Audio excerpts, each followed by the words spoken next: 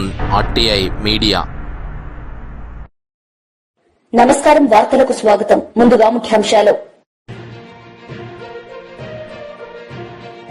తిరుపతిలో international temples convention and expo కార్యక్రమంలో పాల్గొన్న ముఖ్యమంత్రి ఈ సందర్భంగా ప్రసంగం.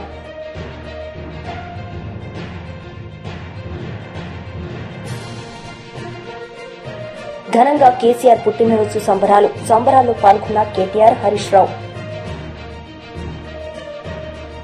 తిరుపతిలో international temples convention and expo కార్యక్రమంలో పాల్గొన్న ముఖ్యమంత్రి నారా చంద్రబాబు నాయుడు ఈ సందర్భంగా ఆయన ప్రసంగించారు. Biggest economic activity 365 days is happening. Temple darshan or temple towns activity, that is the biggest activity we are all doing. If all of us are here, I am very happy. Small ideas, if you start how it is going to happen. Around 83-84, the then Chief Minister and founder of Telugu Desam Party, N.T. Ramarao Garu, has started one simple experiment: free meal donation, Annadhanam. Today I am very happy to announce more than 2,000 crores corpus only for one program in Balaji Temple. All prasadam we are giving with this money. I am very happy. For a good cause, how Hindus are responding, this is one example. Even I started around 2003. This is life-saving donation, that is Pranadhanam. More than 440 crores corpus is available today. Here, I wanted to announce all of you, we are all in Kali Yuga. In Kali Yuga, living God is Balaji, Lord Venkateswara Swami. I wanted to promote this Venkateswara Swami, not only monopoly here, I born here only, in this nearby 10 kilometers. We wanted to promote this Balaji temples everywhere. Every state headquarter, one Balaji temple should be there. And also all over the world, every country where there are Hindus, I wanted to have one Balaji temple in all the countries all over the world. Govinda, Govinda. All devotees, all of us will join together to provide peace, prosperity and security for the global community also. That is our determination. For that, TTD, Tirumal Tirupati Devasthanam, will work in a big way. In this, even our organization, this is the ITCX, has to come forward, and other devotees has to come forward to promote this concept in a big way. One more thing, if you see here, long back, wherever there is a temple, devotees are donating money. Naturally, in that city or town, so much of social activity, education, health, and also so many things in and around, in the name of God, people are donating, all these activities are going on. Today is an auspicious day. I want to promote one concept. After economic reforms, India is very strong today. I don't have any doubt. Country is having very good advantage, right time, right leader for the nation, that is Narendra Modi ji.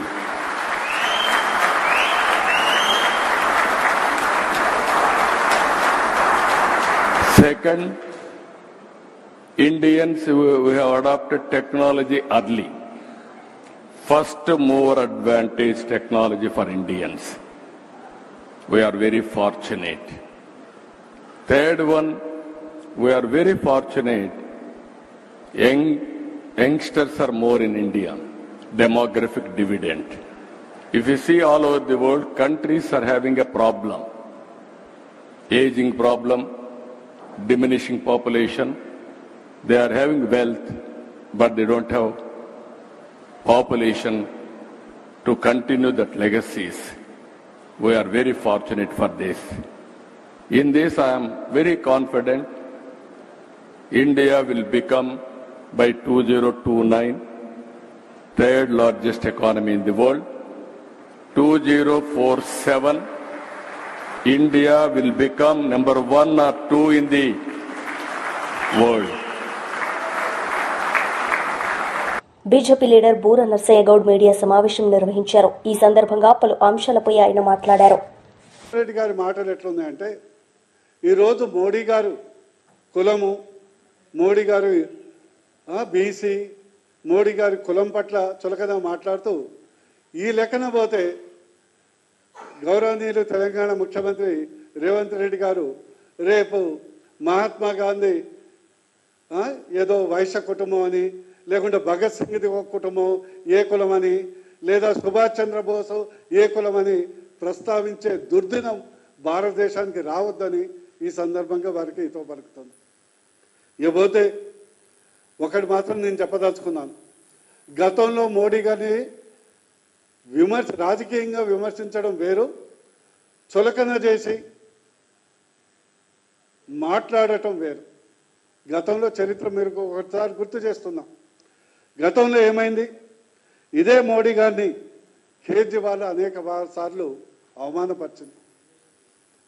Modi గారి చదువు గురించి, మోడీ గారి degree certificate గురించి చాలా అవహేళనగా మాట్లాడినటువంటి వ్యక్తి ఢిల్లీ మాజీ ముఖ్యమంత్రి కేజ్రీవాల్ గారు.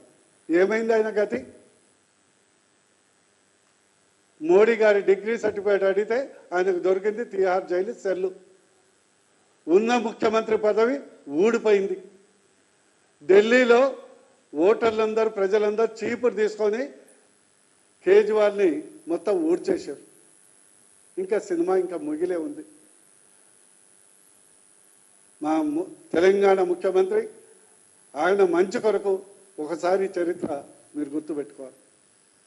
అదేవిధంగా మోడీ గారు కొత్తలో ప్రధానమంత్రి అభ్యర్థిగా ప్రకటించబడినప్పుడు కాంగ్రెస్ సీనియర్ నాయకులు మణిశంకర్ అయ్యర్ గారు మోడీ గారి గురించి చాలా నీచంగా, ఆయన కులం గురించి, ఆయన పేదరికం గురించి మాట్లాడితే ఈరోజు అప్పటి నుంచి ఇప్పటి వరకు మణిశంకర్ అయ్యర్ అరణ్య మాన్యాలు పట్టుకొని తిరుగుతున్నారు, పత్తా లేడు. అదేవిధంగా మీ యొక్క నాయకుడు రాహుల్ గాంధీ మోడీ గారి గురించి, మోడీ పేరు గురించి, మోడీ గారి కులాంది గురించి కించపరుస్తూ వ్యాఖ్యలు చేస్తే యావత్ భారతదేశ ప్రజలు కర్రు గార్చి వాత పెడితే 2 సంవత్సరాలు జైలు శిక్ష పడితే, ఉన్న పదవి ఊడితే ఇప్పుడు బెయిల్ మీద తిరుగుతున్నాడు. అందుకొరకు మోడీ గారితో పెట్టుకుంటే మాడి మసైపోతారు.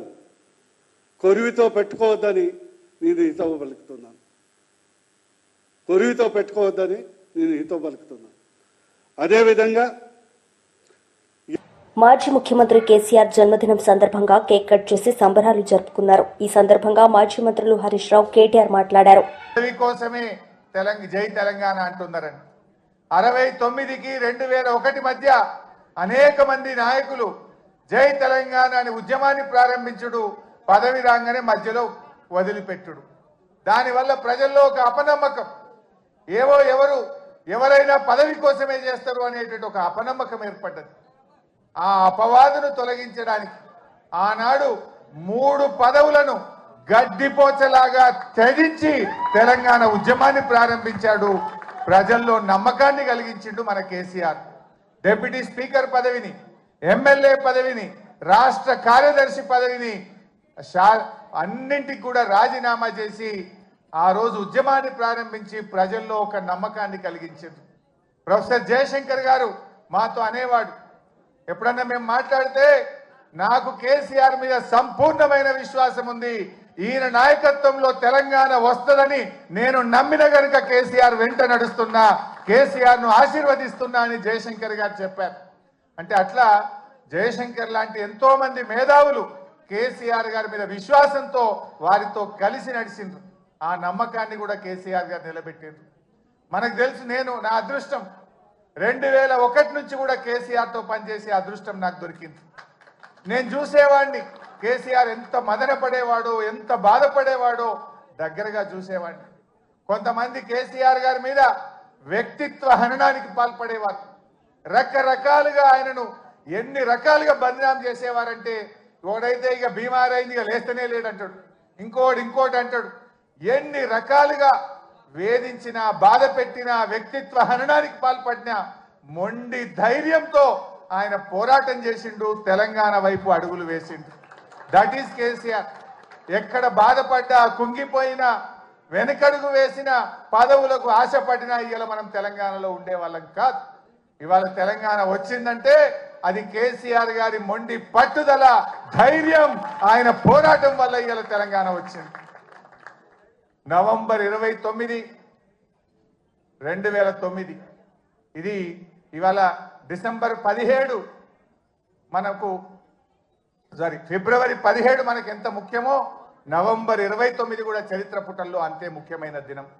ఆనాడు కేసీఆర్ గారు ఇంకా లాభం లేదు పేరున నమస్కారం. ఈరోజు కేసీఆర్ గారికి మీ శుభాశీస్సులు, శుభాకాంక్షలు, మీ మంచి దీవెన అందించడానికి విచ్చేసిన పెద్దలకు, చిన్నలకు, అక్కలకు, చెల్లెలకు, అన్నలకు, తమ్ముళ్ళందరికీ శిరస్సు వంచి హృదయపూర్వకంగా నమస్కారం, ధన్యవాదం. సాధారణంగా ఒక బిడ్డకు తన తండ్రి, తల్లి అంటే గొప్ప హీరో వర్షిప్ ఉంటుంది. మా నాయన హీరో అనుకుంటారు ఎవరైనా.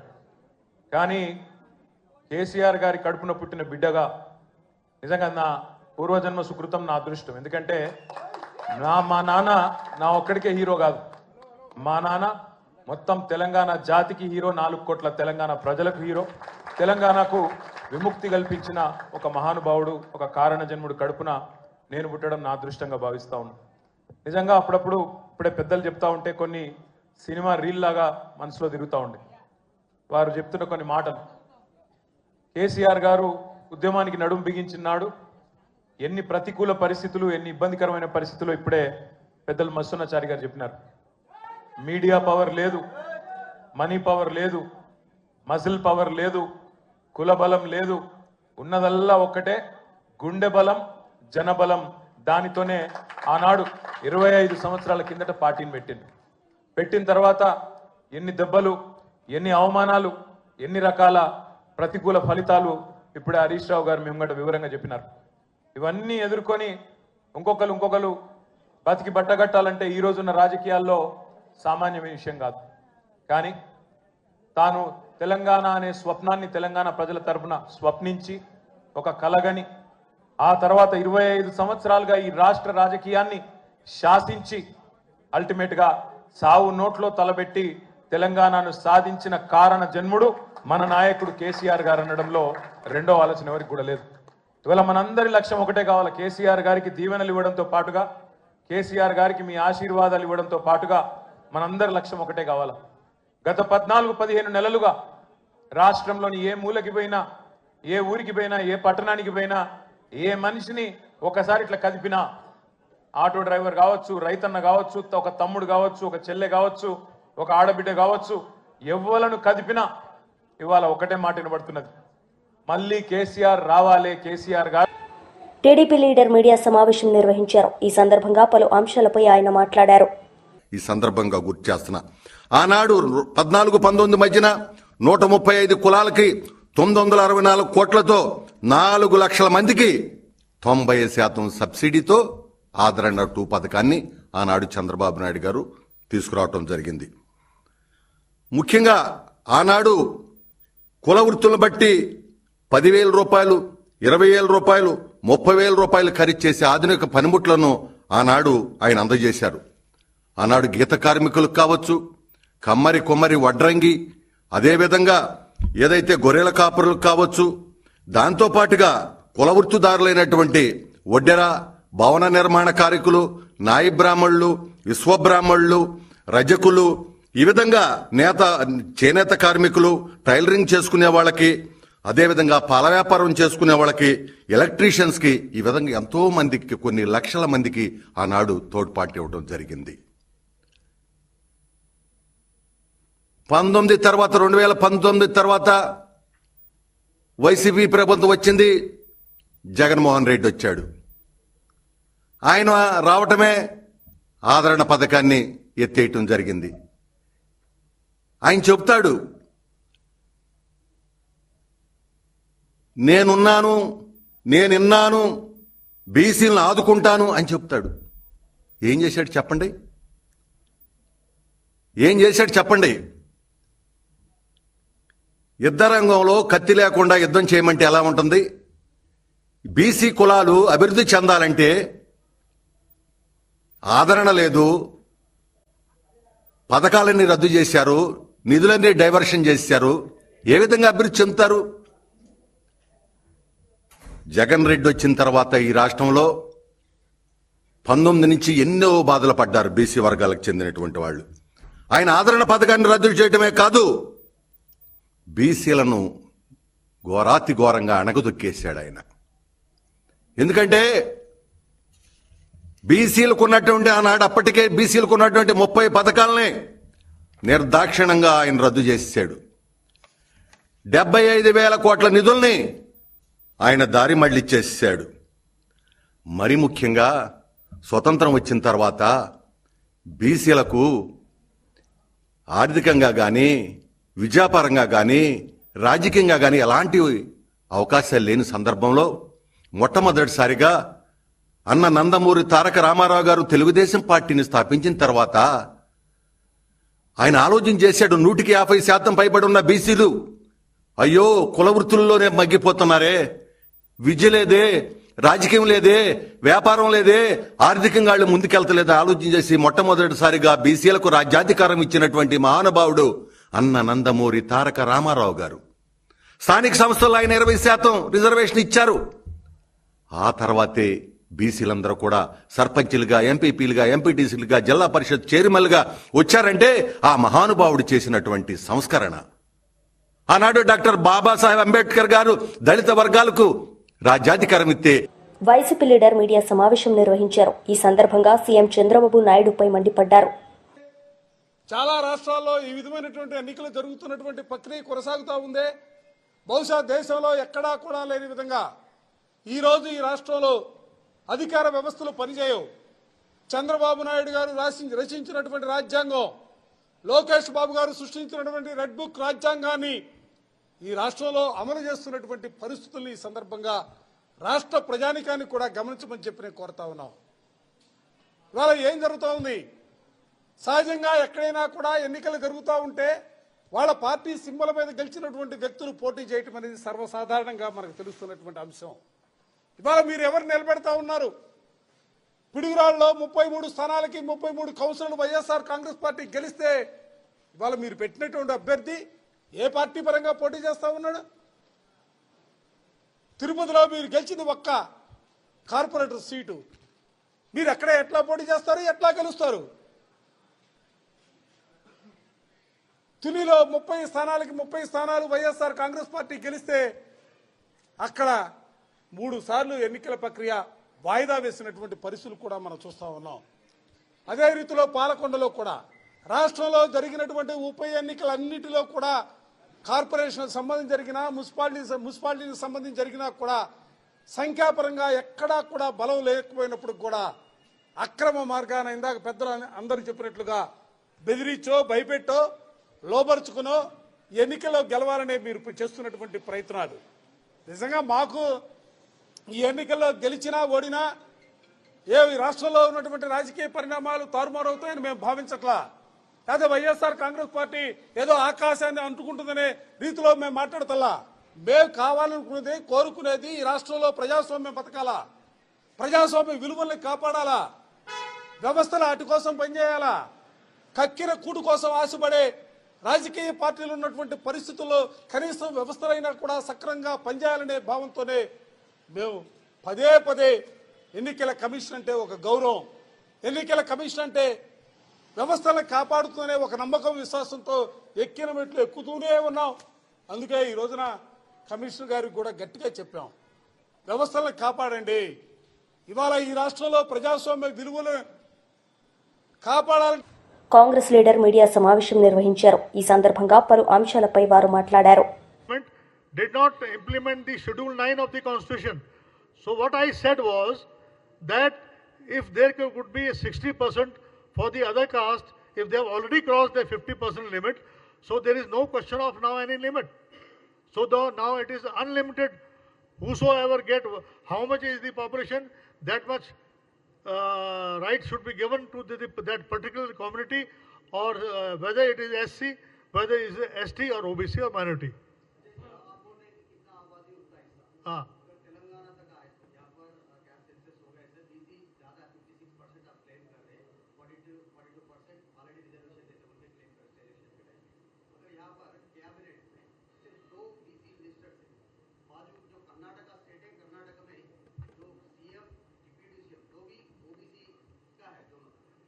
Who is Mahesh God? Who is Mahesh God and who is Shrikant God? He is a backward. Hey, listen to me. We are వచ్చే క్యాబినెట్లో బీసీలకి రిప్రజెంటేషన్ ఉంటుంది. తెలంగాణలో మా కమిట్మెంట్ ఫుల్ఫిల్ చేసినట్టు రాహుల్ గాంధీ గారి ఆశయం మేరకు ఈ దేశంలో బీజేపీ ప్రభుత్వాలు చాలా చోట్ల ఉన్నాయి, వారు ఎక్కడ చేయట్లేదు. ఇప్పుడు చేయకుండా బీసీల గురించి మాట్లాడుతూ ఉన్నారు. మా కమిట్మెంట్ ఉంది కాబట్టి ఇక్కడ రేవంత్ రెడ్డి గారి ప్రభుత్వము కాస్ట్ సెన్సస్ చేసాము. చేయడమే కాకుండా మేము ఎన్నికల ముందు ఇచ్చిన కమిట్మెంట్ 42% చట్టబద్ధ ఇవ్వబోతా ఉన్నాం. It's not a small thing, ఆషామాషి కాదు. మేము ఇప్పుడు బీజేపీ గారిని బీఆర్ఎస్ వాళ్ళని అడుగుతున్నాం, మాకు చిత్తశుద్ధి మేము చేస్తూ ఉన్నాము, మీరు 10 ఏళ్ళు బీఆర్ఎస్ చేయలేదు, ఇలా బీజేపీకి అవకాశం ఉంది, కేంద్రంలో అధికారంలో ఉంది, మేము కాస్ట్ సెన్సస్ చేస్తాము. పెద్దలు చెప్పినట్టుగా 9th షెడ్యూల్లో చేర్చి ఈ రిజర్వేషన్ సుప్రీంకోర్టు సీలింగ్ని అధిగమించి మీరు మీ చిత్తశుద్ధి చాటుకోవాలి. ఇవాళ బండి సంజయ్ గారికి నేను వీతో పక్కుతాను, ఓబీసీ బిడ్డగా మీరు కేంద్రంలో మంత్రిగా ఉన్నారు. మేము YSRCP leader MLA cos Mahesh Reddy media సమావేశం నిర్వహించారు. ఈ సందర్భంగా పలు అంశాలపై ఆయన మాట్లాడారు. కౌన్సిలర్స్ మీద దాడులు చేసి పోలీసుల చేత కిడ్నాప్ చేయించి చివరికి ఎంత దారుణం అంటే నిన్న పాపం ఒక ముస్లిం కౌన్సిలర్ తన సొంత డబ్బుతో ఇళ్లు కట్టుకుంటుంటే ఆ ఇళ్లను కూడా కూల్చేశారు. నిన్న ఆ వీడియో అంతా వైరల్ అయింది, అందరు చూశారు. దానివల్ల మిగతా వాళ్ళు భయపడతారు. అంతా సన్నకారు పాపం, ఎస్సీలు, బీసీలు, మైనారిటీలు, వాళ్ళకు ఉండేదే అంతంత మాత్రం ఇళ్ళు ఉంటాయి. రోజు రెక్కాడితే రొక్కాడిని వ్యక్తులు వీళ్ళు. కూలి మీద ఆధారపడి వాళ్ళు కూడా ఈరోజు కౌన్సిలర్లుగా ఉన్నారు. వాళ్ళని బెదిరించి వాళ్ళేంటి స్వయానా చైర్మన్, అక్కడ చైర్మన్ సుబ్బారావు గారినే నీ ఫ్యాక్టరీకి తాళం వేస్తాం, నువ్వు రాకపోతే నీ బిల్లులు ఆపుతాం, లేకపోతే మీ మీద కేసులు పెడతాం, ఇలా బెదిరించి లాక్కొని ఈరోజు ఒక వైస్ చైర్మన్ ఎన్నిక గెలుచుకున్నారు. పిడుగురాళ్ళు లేదు ఇంకో దగ్గర పోస్ట్పోన్ అవ్వచ్చు, లేదు మొన్న దాదాపు 8-9 మున్సిపాలిటీలో. అవసరమా ఇది? దీన్ని బట్టే తెలుస్తుంది ఎంత దిగజారిపోయినాయి రాజకీయాలు. ఎంత దూరం అన్నా తెలుగుదేశం వాళ్ళు మెషినరీని, పోలీసుల్ని, లేదు అధికారులను వాడుకొని భయభ్రాంతులను చేసి, ఇది ఈరోజు నేను ఇందాక అన్నట్టు ఇప్పుడు వెంటనే ప్రభుత్వాలు మారిపోవు, కానీ ప్రజలు గమనిస్తున్నారు. ప్రజాస్వామ్యానికే ఆపద తీసుకొస్తుంది ఈ తెలుగుదేశం ప్రభుత్వం. అక్కడే కాదు, నిన్న మీరు దెందులూరు చూస్తే అక్కడ చింతమనేని ప్రభాకర్ గారు ఎంత బూతులు తిట్టి మళ్ళీ కేసులు మళ్ళీ అబ్బాయి చౌదరి మీద. ఇవన్నీ కూడా ఒక తార్కాణం ఎలా ఈ ప్రభుత్వం దిగజారిపోతుంది. చెయ్యాల్సిన పనులు, ఇచ్చిన హామీలు నిలబెట్టుకోకుండా ప్రజలు నిలదీస్తారనే భయంతో పక్కదారి పట్టడానికి ఈరోజు ఈ గొడవలు. ఏది ఏమైనా జగన్మోహన్ రెడ్డి గారి నాయకత్వంలో ప్రజాస్వామ్య పద్ధతిలోనే మేము ముందుకు పోతాం. తప్పకుండా ప్రజల వద్దకు పోయి ఎండగడతాం. ఎక్కడా జంకేది లేదు. ఈరోజు ఏదో భయభ్రాంతులు చేసి బెదిరించి, లేదు డబ్బులు ఇచ్చి 2-3 లక్షలు ఓ కొంతమంది కౌన్సిలర్స్ లాక్కున్నంత మాత్రాన వైఎస్ఆర్సీపీ ఎక్కడా బెదర్దు, క్యాడర్ కిందకు పోయేది లేదు. జగన్మోహన్ రెడ్డి గారి బొమ్మతో ఈరోజు ఆ కౌన్సిలర్ని గతంలో సృష్టించాం.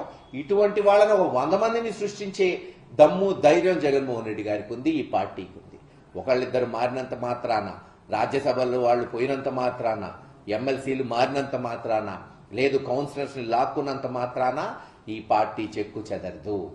ఎందుకంటే పైన జగన్మోహన్ రెడ్డి గారు, కింద కార్యకర్తలు అండగా ఉన్నారు, నికార్సుగా ఉన్నారు, ధైర్యంగా ఉన్నారు. ముందుకు పోతాం. ప్రజాస్వామ్య పద్ధతిలో ప్రజాక్షేత్రంలో తెలుసుకుంటాం. రేపు జరగబోయే లోకల్ బాడీ ఎన్నికల్లో కూడా తప్పకుండా మాకు చేతనైనంత వరకు పోరాటం చేస్తాం. వాళ్ళు చేస్తున్న అఘాయిత్యాల్ని ఎండగడతాం. అలాగే వాళ్ళు ఏదైతే మాట నిలబెట్టుకోకుండా ఈరోజు సూపర్ 6లు ఇవ్వట్లేదో అవి కూడా ప్రజల్లో చైతన్యపరిచి రాబోయే మళ్ళీ ఎన్నికల్లో తప్పకుండా జగన్మోహన్ రెడ్డి గారిని ముఖ్యమంత్రి అవడానికి అందరం కృషి చేస్తామని తెలియజేస్తున్నాం. పోలీసులే కిడ్నాప్ చేయడం, ఎత్తుకోవడం, బెదిరించడం, కేసులు పెట్టడం, ఇల్లు పడగొట్టడం ఎప్పుడైనా చూసారా సార్ మీరు? నేను అదేగా చెప్తుంది. ఇప్పుడు దొంగతనం చేస్తే పోలీస్ స్టేషన్కి పోయి కంప్లైంట్ చేస్తాం. పోలీసులే దొంగతనం చేస్తే అది పరిస్థితి.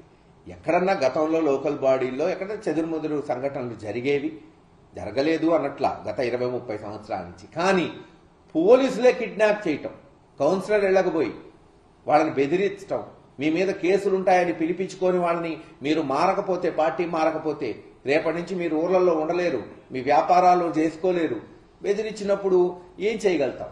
అందుకే చెప్తున్నాం కదా, తప్పకుండా ఇవన్నీ కూడా జగన్మోహన్ రెడ్డి గారు రికార్డ్ చేస్తున్నారు. మొన్న జగన్మోహన్ రెడ్డి గారికి కూడా హామీ ఇచ్చారు. ఎవరైతే అధికారులు ఈ రోజున ఎవరైతే ఈ బెదిరింపులు చేస్తున్నారో రేపు వీళ్ళందరి మీద కూడా వైఎస్ఆర్సీపీ ప్రభుత్వం వచ్చిన తర్వాత కేసులుంటాయి. ఇవన్నీ కూడా ఎంక్వైరీ జరుగుతాయి. ఏదో ఈ రోజు అయిపోయింది వదిలేస్తాం సిఐల్ని, ఎస్ఐల్ని. చాలా మంది పోలీస్ స్టేషన్ తీసుకెళ్లి కొడుతున్న దాఖలాలు కూడా ఉన్నాయి సిఐ. అటువంటి వాళ్ళ మీద రేపు మళ్ళీ ఎఫ్ఐఆర్లు బుక్ అవుతాయి. ఆ రోజున స్పెషల్ ఇన్వెస్టిగేషన్ టీమ్స్ ఉంటాయి. మొన్న జగన్మోహన్ రెడ్డి గారు కూడా ప్రత్యేకంగా పల్నాడు, గురిజాల, మాచల్ల మాకు మాట ఇచ్చారు. ఎవరైతే అధికారులు అతిగా చేస్తున్నారో వాళ్ళని ఎంక్వైరీ చేసే అవసరమైతే వాళ్ళ. వార్తలు ముగించే ముందు ముఖ్యాంశాలు మరోసారి. తిరుపతిలో international temples convention and expo కార్యక్రమంలో పాల్గొన్న ముఖ్యమంత్రి ఈ సందర్భంగా ప్రసంగం.